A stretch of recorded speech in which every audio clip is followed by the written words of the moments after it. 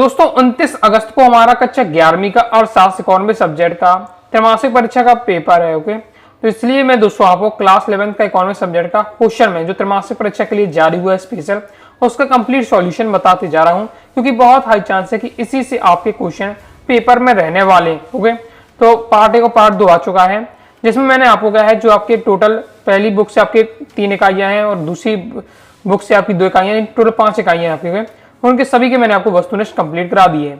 Question answer रह जाते तो हम क्या है इस वीडियो में कवर करने वाले हैं। ये आपका पार्ट 3 रहने वाला है। चलिए स्टार्ट कर लेते हैं। सबसे पहले हमारा अध्याय आता है सांख्यिकी और अर्थशास्त्र एक परिचय। तो इससे दोस्तों आपका 2 नंबर का क्वेश्चन आपका रहने वाला है। बाकी यहाँ टोटल 5 ही क्वेश्चन दिए हैं। पहला हमारा उत्पादन किसे कहते हैं। तो उत्पादन हम किसे कहते हैं, तो उत्पादन एक ऐसी प्रक्रिया है जिसमें विभिन्न आगतों, श्रम, पूंजी, कच्चा माल का उपयोग करके वस्तुओं या सेवाओं का निर्माण किया जाता है, जिससे इसकी उपयोगिता बढ़ती है और मानवीय आवश्यकताओं की पूर्ति होती है। नेक्स्ट, उपभोग का अर्थ लिखिए। तो उपभोग का क्या अर्थ होता है। उपभोग का अर्थ है अपनी आवश्यकताओं या इच्छाओं को पूरा करने के लिए वस्तुओं और सेवाओं का उपयोग करना और या उन्हें फिर नष्ट करना।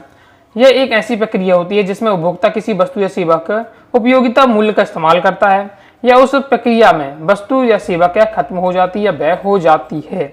ओके, जैसे आप यहाँ ऐसा क्यों लिखा है कि जो वस्तु या सेवा है वो व्यय हो जाती है। जैसे आप नाई की दुकान में जाते हैं, बाल कटाते हैं, तो जब उसे पैसे देते तो आपकी वहाँ सेवा की एक पार्ट समाप्त हो जाती है। इस पार्ट से नेक्स्ट है वितरण किसे कहते हैं। तो वितरण क्या होता है हमारा। वितरण किसी उत्पाद, सेवा या डाटा के फैलाव या वितरण की प्रक्रिया है जिसमें उसे उन लोगों तक पहुंचाया जाता है जिन्हें उसकी क्या आवश्यकता होती है, जो उसे क्या उपयोग कर सके। आप अर्थशास्त्र का अध्ययन क्यों करना चाहते हैं। तो हम अर्थशास्त्र का अध्ययन करना चाहते हैं क्योंकि यह सामाजिक और आर्थिक प्रणालियों को समझने में मदद करता है, जिससे आप समाज पर प्रभाव डालने वाले निर्णय ले पाते हैं। यह जटिल वित्तीय और बाजार के रुझानों के विश्लेषण के लिए कौशल विकसित करता है। ऐसे 2 आर्थिक कारकों की क्रियाएं बतानी है। 2 आर्थिक क्रियाएं बतानी है, जैसे हमने पहले यहाँ लिए खेती। ओके, खेती की यहाँ प्राथमिक आपकी क्रिया में आती है कि जहाँ किसान क्या फसलें का उत्पादन करता है, उन्हें बाजार में बेचता है और आय की प्राप्ति करता है। फिर विनिर्माण, यानी फैक्ट्रियों में कारों जैसी वस्तुओं का उत्पादन करके बेचा जाता है, जिससे धन उत्पन्न होता है। ये सभी आप क्या है धन के उत्पादन, वितरण और उपभोग से संबंधित है। कंप्लीट हो जाता है। तो पहले अध्याय में बस 2 ही नंबर क्वेश्चन है, वो 5 क्वेश्चन है दिए थे, तो वो मैंने आपको क्या कंप्लीट करा दिए हैं। अध्याय 1 के क्वेश्चन आंसर कंप्लीट हो जाते हैं। फिर आज हमारे अध्याय 2 आ जाते हैं। इकाई 2 है। इकाई 2 कहेंगे ओके, आंकड़ों का संगठन प्रस्तुतिकरण। इस इकाई से हम क्वेश्चन आंसर देख लेते हैं। इसमें पहला हमारा क्वेश्चन, सबसे पहले यहाँ 2 नंबर वाले क्वेश्चन दिए हुए हमें। पहला क्वेश्चन हमारा द्वितीयक आंकड़ों के संगणन के स्रोत बताइए। द्वितीयक आंकड़े कैसे मतलब एकत्र किए जाते हैं वो पूछा जा रहा है। कहाँ से हमें प्राप्त हो सकते हैं अगर हमें क्या द्वितीयक आंकड़े चाहिए। द्वितीयक आंकड़ों का जो मुख्य स्रोत है वो सरकारी प्रकाशन, जैसे जनगणना रिपोर्ट, अंतर्राष्ट्रीय संगठनों के प्रकाशन, प्रकाशित पुस्तकें, पत्रिकाएं, समाचार पत्र, शैक्षणिक शोध और अप्रकाशित रिकॉर्ड, ये सब क्या है हमारे शामिल होते हैं किसमें, द्वितीयक आंकड़ों के संग्रहण के स्रोत में। क्लियर है। तो नेक्स्ट हमारा क्वेश्चन है प्रत्यक्ष व्यक्तिगत अनुसंधान के दोष बताइए। जो प्रत्यक्ष व्यक्तिगत अनुसंधान है तो इसका सबसे बड़ा दोष होता है कि ये महंगा और समय लगने वाला होता है। ओके, जैसे आप क्या है स्वयं मतलब प्रत्यक्ष प्राथमिक आंकड़े अगर आपको प्राप्त करना है तो प्रत्यक्ष आपको क्या है जाना पड़ेगा आंकड़ों को, मतलब आपको स्वयं जाना पड़ेगा क्योंकि संस्थान में आंकड़ों को इकट्ठे करने के लिए। अब आप वहाँ जाएंगे तो आपका समय भी खर्च होगा और एक इसमें आपको क्या पैसा भी लगेगा। ओके, तो खास करके यदि अनुसंधान का क्षेत्र बड़ा है तो इसमें अनुसंधानकर्ता को व्यक्तिगत पक्षपात का खतरा भी होता है, जिससे डेटा की निष्पक्षता में प्रभावित होती है। और बहुत मान लीजिए किसी जो प्रत्यक्ष आपको आंकड़े प्राप्त करने हैं बहुत बड़े एरिया के प्राप्त करने हैं। ओके, तो हो सकती है कि आपसे थोड़ा बहुत क्या है ऊंच नीच हो जाए, यानी आपसे क्या है उसमें आपका गड़बड़ हो जाए डाटा। ओके, नेक्स्ट देख लेते हैं। तीसरा हमारा क्वेश्चन है प्रायोगिक सर्वेक्षण से आप क्या समझते हैं। तो प्रायोगिक सर्वेक्षण क्या होता है हमारा। प्रायोगिक सर्वेक्षण मुख्य सर्वेक्षण से पहले किया जाने वाला एक छोटा प्रारंभिक अध्ययन है, जिसका उद्देश्य सर्वेक्षण की प्रश्नावली, डेटा संग्रहण और प्रक्रिया और समग्र डिजाइन का परीक्षण करता है। आगे देख लेते हैं। आगे नेक्स्ट हमारा क्वेश्चन है प्रतिचयन त्रुटि क्या है।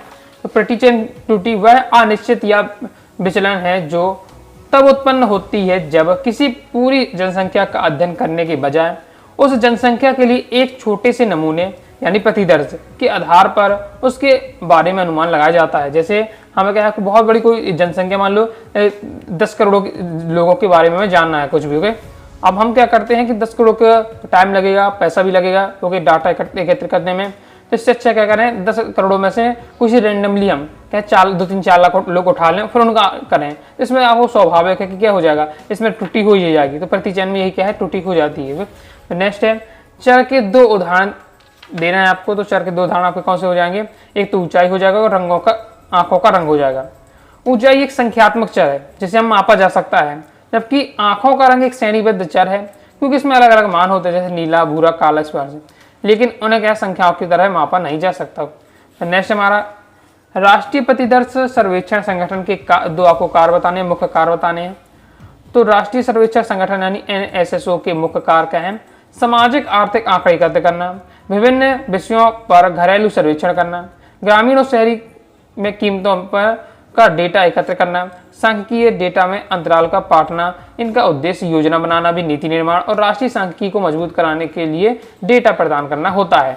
नेक्स्ट हमारा क्वेश्चन है गुणात्मक तथा मात्रात्मक वर्गीकरण में भेद लिखिए, यानी आपको अंतर बताना है। तो गुणात्मक और मात्रात्मक वर्गीकरण में अंतर क्या है कि गुणात्मक वर्गीकरण का गुणों, विशेषताओं या विशेषताओं के आधार पर होता है, जबकि जो मात्रात्मक वर्गीकरण होता है वो आपकी संख्याओं, गणनाओं के आधार पर होता है। ये आपका दिया हुआ है अंतर, तैयार आपको कर लेना है।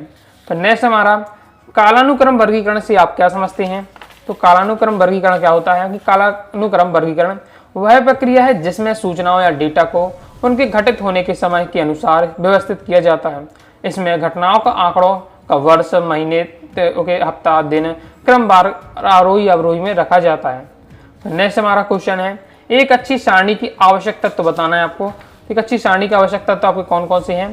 तो इसमें होना चाहिए कि एक स्पष्ट और संक्षिप्त शीर्षक, फिर सारणी संख्या, इकाइयों का वितरण, फिर आपका उपशीर्षक होना चाहिए, फुट नोज, फिर डेटा का स्रोत शामिल जो आंकड़ों को व्यवस्थित, तुलनात्मक और क्या समझने में आसान बनाता है। नेक्स्ट हमारा चित्रमय प्रदर्शन के 2 लाभ बताइए, इंपॉर्टेंट है बहुत ज़्यादा ये। तो चित्रमय प्रदर्शन के लाभ है कि सरल और स्पष्ट समझ हो जाता है, इसमें आकर्षक और प्रभावशाली में प्रदर्शन होता है। फिर नेक्स्ट हमारा आप क्वेश्चन आवृत्ति आयत चित्र को समझाइए। तो आवृत्ति आयत चित्र आपका क्या है, सतत डेटा वितरण को दर्शाने वाला एक ग्राफ है जिसमें डेटा को असतत अंतराल में बांटा जाता है और प्रत्येक अंतराल को एक ऊर्ध्वाधर आयत द्वारा दर्शाया जाता है। फिर नेक्स्ट है क्वेश्चन हमारा एक अच्छी प्रश्नावली के 2 गुण आपको बताने हैं। तो अच्छी प्रश्नावली के क्या गुण होते हैं कि स्पष्टता, मेन है आपका स्पष्टता और संक्षिप्तता। स्पष्टता का मतलब है कि प्रश्न आसानी से आसानी से समझ में आने वाले होने चाहिए।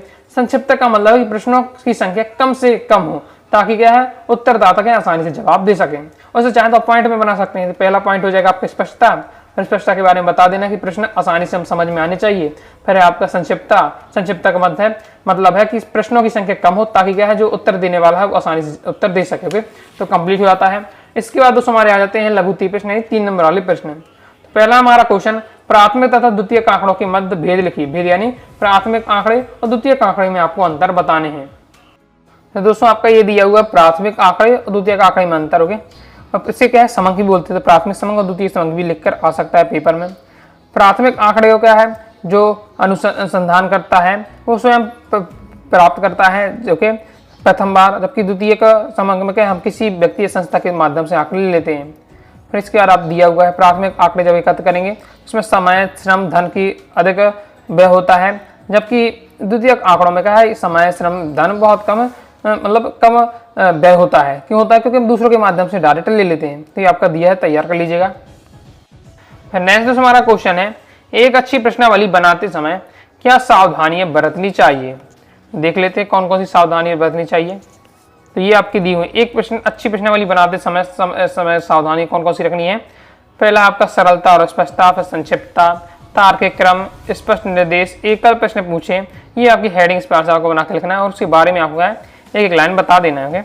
यानी मैंने आपको यहाँ 5 विकल्प से सावधानियां बता दी हैं, आपको 3 से 4 आपको तैयार करके रखना है। ये आपका दिया हुआ इसका पूरा आपको स्क्रीनशॉट आप ले लीजिए और पढ़ के रखना है। मैंने आपको हेडिंग याद होनी चाहिए। ओके, तो नेक्स्ट कंप्लीट हो जाता है।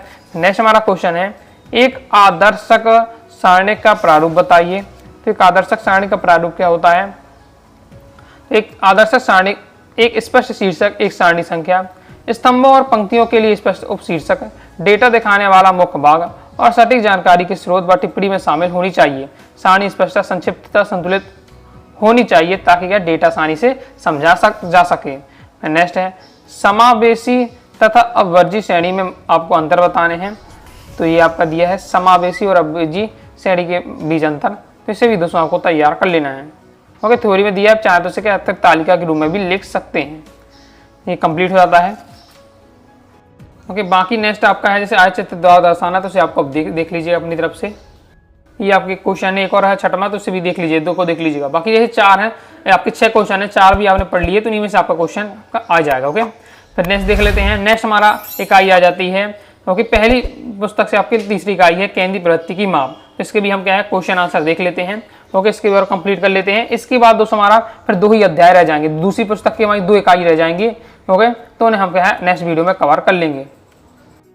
अध्याय 3 हमारा केंद्रीय प्रवृत्ति की माप, इससे क्वेश्चन आंसर देख लेते हैं। इससे भी 2 नंबर वाले आपको पहले देखते हैं पहले, और जितने क्वेश्चन थी बहुत ज़्यादा सिलेक्टेड है, इसी में से आपके क्वेश्चन रखे रहने वाले हैं, तो कोई भी क्वेश्चन नहीं छोड़िएगा, तैयार कर लीजिएगा। यही क्वेश्चन आपके क्या अर्धवार्षिक वार्षिक परीक्षा में रहने वाले हैं, कुछ अलग नहीं रहते, तो अभी से आप पढ़ लीजिएगा, तो आपका फाइनल एग्जाम तक हो जाएगा। बहुलक के मुख्य उपयोग क्या है? बहुलक के उपयोग पूछे जा रहे हैं। तो बहुलक क्या होता है? क्योंकि आपका क्या जो सबसे अधिकतम जिसकी बारंबारता होती है आंकड़ों में, वो आपका बहुलक होता है। ये जो सबसे ज़्यादा बार आंकड़ों में आता है वो हमारा बहुलक कहलाता है। तो ये अगर आपको बताया जाए तो ये क्या होता है, किसी भी जैसे आपका एग्जाम्पल के साथ समझाया, एक स्टोर द्वारा अपनी लोकप्रिय ब्रांडों की का निर्धारण करने या कपड़ों की कंपनी द्वारा अपनी अधिक बिकने वाली वस्तु की पहचान करने के लिए किया जाता है। ओके, मान लीजिए उसने क्या है आपके 10 टाइप के कपड़े बनाए हैं। ओके, तो सबसे ज्यादा किस टाइप का कपड़ा बिका है, मतलब उसकी बारंबारता निकाले, तो जो सबसे ज्यादा बिका है वही उसकी बारंबारता होगी। इससे क्या है कंपनी को पता चल जाता है, तो कंपनी उसी टाइप का कपड़ा और बनाती है इस पर। ओके, फिर नेक्स्ट है हमारा क्वेश्चन, समांतर माध्य की विशेषताएं बताइए। समांतर माध्य की विशेषताएं क्या क्या होती हैं? तो ये आपकी दी है पॉइंट वाइज, पहले आपके दिया हुआ है कठोर रूप में परिभाषित, दूसरा है आपका समझने और गणना करने में आसान होता है। फिर नेक्स्ट है तीसरा सभी अवलोकनों पर आधारित होता है। चौथा है आपका अद्वितीय मान से प्राप्त होता है। तो ये आपके दिए हुए हैं समांतर माध्य की विशेषताएं। पहले पॉइंट में आप क्या है सरल रूप कर लीजिएगा, सरल रूप से परिभाषित होता है, कंप्लीट हो जाता है। आगे देख लेते हैं। फिर नेक्स्ट हमारा बहुलक और मध्यिका में आपको 2 अंतर बताना है। तो बहुलक और मध्यिका में अंतर क्या है? तो बहुलक का जो वह मान है जो डेटा सेट में या आंकड़ों में सबसे अधिक बार आता है, जबकि मध्यिका होती है वह मान होती है जो डेटा को क्रमबद्ध करने के बाद बीच में स्थित होता है। और दूसरा अंतर देखा जाए तो डेटा सेट में एक से अधिक बहुलक होते हैं, एक से अधिक आपको बहुलक मिलेंगे, जबकि जो बहुलक का मान होता है एक से अधिक बार आ सकता है, जबकि मध्यिका हमेशा के एक अद्वितीय मान होती है। फिर नेक्स्ट हमारा क्वेश्चन है मध्यिका के गुण बताइए। ये आपके दिए हैं मध्यिका के गुण, अच्छे से दोस्तों आपको तैयार कर लेना है और दोष भी आपको तैयार कर करना है। मध्यिका के गुण, मध्यिका के दोष बहुत ज़्यादा इंपॉर्टेंट, लगातार एक क्वेश्चन कई बार पहले एग्जाम में आ चुका है, 20 में, 22 में, 23 में। ओके, तो पढ़ के आपको रखना है। ये मध्यिका के पहले आपके गुण दिए हैं, फिर दोस्तों आपके बाद दोस्तों आपके ये मध्यिका के दोष दिए हुए हैं। तो मध्यिका के गुण और मध्यिका के दोष तो आपको तैयार करके रखना है। 4 पॉइंट आपको एकदम पढ़ के रखना है, कंप्लीट हो जाता है। ओके, इसके बाद हमें मध्यिका की 4 दोष बताइए। तो ये भी आपको बताई दिए, गुण और दोष आपको तैयार करके रखना है। नेक्स्ट बहुलक के आपको 4 दोष बताने हैं। ये दोस्तों आपके दिए बहुलक के 4 दोष, तो इसको आपको पढ़ लेना है। ओके, और ये भी बोर्ड एग्जाम के लिए बहुत ज़्यादा आपके मतलब आपकी वार्षिक परीक्षा के लिए, आपका नहीं क्लास 11 में वार्षिक परीक्षा के लिए बहुत ज़्यादा आपके इंपॉर्टेंट रहने वाला। ओके, तो ये आपको पूर्ण से पढ़ के रखना है। आगे देख लेते हैं। आगे नेक्स्ट हमारा क्वेश्चन है 7वां, माध्य मध्यिका बहुलक यानी भूष्ट यानी बहुलक ही है। तो इनमें आपको संबंध बताना है, संबंध स्थापित करना है। क्या संबंध है ना, मेन तो आपको पहले ये आपको याद रख लेना है। ओके, माध्य माइनस बहुलक, 3 मध्यिका माइनस माध्यिका, ये आपको पढ़ के एक बार रखना है। बाकी आपको संबंध किस प्रकार से दिखाना है ये आपका दिया हुआ है। ओके, आगे देख लेते हैं। आगे नेक्स्ट हमारा मध्यिका एक स्थिति माध्य है, क्यों ये बताया जा रहा है। मध्यिका को स्थिति माध्य कहा जाता है क्योंकि यह आंकड़ों को एक क्रम में व्यवस्थित करने के बाद ठीक बीच की स्थिति के स्थित मान को दर्शाता है। स्थिति माध्य क्यों कहा जाता है? मध्यिका निकालनी यानी बीच का आपका आंकड़ा। हो गया, लेकिन बीच के कब, जब आपसे आप जो भी आपको आंकड़े दिए उससे पहले आरोही अवरोही क्रम में जमाएं, फिर उसकी स्थिति को देखें, बीच में जो आंकड़ा बैठा उसकी स्थिति हम देख रहे हैं, इसलिए स्थिति से नाम दिया गया है। तो नेक्स्ट हमारा है द्वितीयक चतुर्थक मध्यिका, यहाँ सब जगह आपका मध्यिका हो गया, उस पर आपका मिसप्रिंट है। द्वितीयक चतुर्थक मध्यिका होती है, स्पष्ट कीजिए। तो आपको इस बार से बताना, द्वितीयक चतुर्थक ही डेटा के मध्य यानी मध्यिका होती है। ऐसा इसलिए क्योंकि द्वितीयक चतुर्थक डेटा के 2 बराबर भागों में बांटता है। 50% डेटा तो द्वितीयक चतुर्थक के नीचे होता है और 50% डेटा आपके द्वितीयक चतुर्थक के ऊपर होता है। ठीक उसी तरह से मध्यिका डेटा भी क्या है, 2 भागों में बांटती है। आगे नेक्स्ट हमारा क्वेश्चन है कि हमारे जो क्या दिए वो समंग दी है, हमें क्या है मध्यिका ज्ञात करनी है। तो किस प्रकार से आपकी मध्यिका ज्ञात की है, सिंपल है। मध्यिका के मैंने आपको बताया अगर ज्ञात करना है, जो भी आपको आंकड़े दिए हैं उनको आरोही आपको अवरोही क्रम में जमा लेना है, क्योंकि घटते क्रम या बढ़ते क्रम में जमा लीजिएगा। जो बीच का आपका होगा अंक ओके या बीच का आंकड़ा होगा वो आपका मध्यिका कहलाएगा। बस वही आपका किया जाता है। जैसे ये आपके दिए है डाटा, तो इनकी मध्यिका 25 आ गई। कैसे निकालना है, तो हम जैसे सबसे पहले आरोही क्रम में जमा लेते हैं, यानी बढ़ते क्रम में 10, 15, 18 के समय जमा लिया। जमाने के बाद हमें देखना है कुल कितने आंकड़े हैं, तो कुल 11 आंकड़े हैं। हम बीच से कैसे निकालेंगे, उसमें हमें क्या करना पड़ेगा, आपका बीच का आंकड़ा अगर निकालना है n+1/2 का आपको करना है, यानी 11 + 12/2 आप करेंगे तो 6 आ गया। छठवां पद निकालना है। छठवां पद कौन सा है आपका, तो 25 है, तो 25 आपका हो जाएगा मध्यिका। ऐसे आपको निकालना है यहाँ। तो नेक्स्ट हम देख लेते हैं। तो नेक्स्ट में आपको क्या करना है कि आपको 10 विद्यार्थियों द्वारा सांख्यिकी में प्राप्त अंक दिए हैं। 10 विद्यार्थियों ने सांख्यिकी में ये नंबर प्राप्त किए हैं। प्रत्यक्ष विधि से आपको उपयोग करके यानी समांतर माध्य आपको निकालना है। और प्रत्यक्ष विधि का मतलब होता है डायरेक्ट आपको निकालना है। डायरेक्ट किस प्रकार से आपका निकलता है कि जो क्या समांतर माध्य का फॉर्मूला ही होता है, जो आपको दिए हुए है आंकड़ों, तो इसमें आपको क्या पद है, तो पदों का योग बटेगा पदों की संख्या। जितने भी आपके पद हैं सबका योग करना है, भाग किसका कर देना है, किस संख्या का। पहले सबको आपको जोड़ना है जितना भी दिया हुआ है, तो जोड़ेंगे। जैसे आप इसका टोटल आपका आएगा 580। अब संख्या कितनी है, तो 10 विद्यार्थी हैं। 580 बटे हो जाएगा 10, यानी हो जाएगा आपका 58। इसका आंसर आ जाएगा, कंप्लीट हो जाता है। तो नेक्स्ट हमारा क्वेश्चन देख लेते हैं। अब नेक्स्ट में भी दोस्तों आपको समांतरवाद निकालना है, लेकिन आपको लघुत्तरी विधि द्वारा निकालना है। जैसे भी आपको प्रैक्टिस कर लीजिएगा ये सभी आप। और भी आपका एक क्वेश्चन है इसमें बहुलक का आपको निकालना है, जैसे भी आपको देख लीजिए। ओके, अब फिर हमारे लॉन्ग टाइप के क्वेश्चन आ जाते हैं। इसके क्वेश्चन देख लेते हैं। दोस्तों मैं आपको दूसरा क्वेश्चन बता रहा हूँ, इसमें आपको समांतर माध्य निकालना है। ये आपके डाटा दिया हुआ है, ये आपका दिया हुआ सॉल्यूशन किस प्रकार से आपको करना है।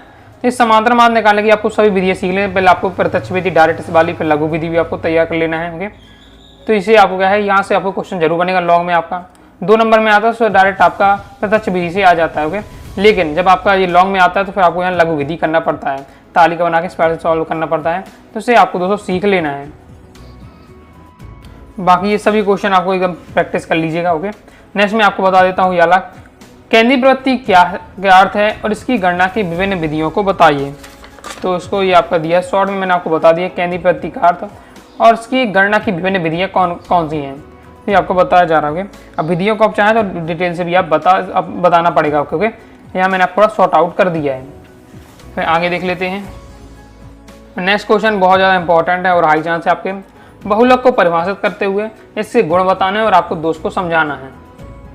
ये दोस्तों आपका दिया हुआ है बहुलक या भूयिष्ठ का अर्थ उसके बारे में, तो इसे आपको तैयार कर लेना है।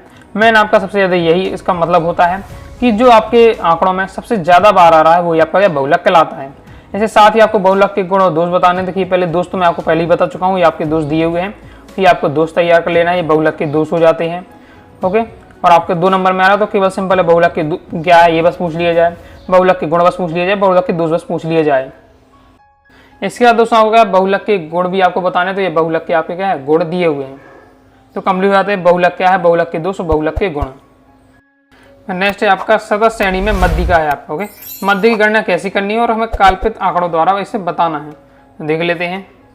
ओके, तो सॉल्यूशन करते समय पहले आपको तो मध्यिका के बारे में थोड़ा आपको इंट्रोडक्शन दे देना है, ये आपको मध्यिका के बारे में दिया हुआ है। इसके बाद दोस्तों आपकी सतत श्रेणी से कैसे आपको मध्यिका निकालना है उसके बारे में ये पूरा दिया हुआ, तो ये आपको क्या तैयार कर लेना है। ये आपका मेन आंसर आपका रहने वाला है। ओके, फॉर्मूला तो आपको याद करके रखना ही है, कंप्लीट हो जाता है।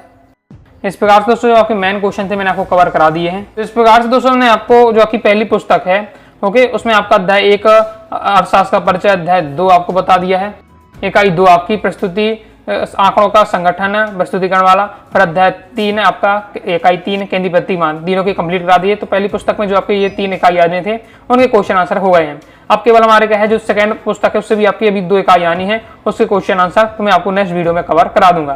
तो यही आपको वीडियो पसंद आएंगे, जितने क्वेश्चन बता रहा हूँ अच्छे से आपको तैयार करके जाना है, क्योंकि पेपर में यही क्वेश्चन आपको मिलने वाले हैं। तैयार कर लेते हैं तो आपको 80 में से स्कोर करेंगे। तो दोस्तों मिलते हैं नेक्स्ट वीडियो में, तब तक के लिए बाय बाय।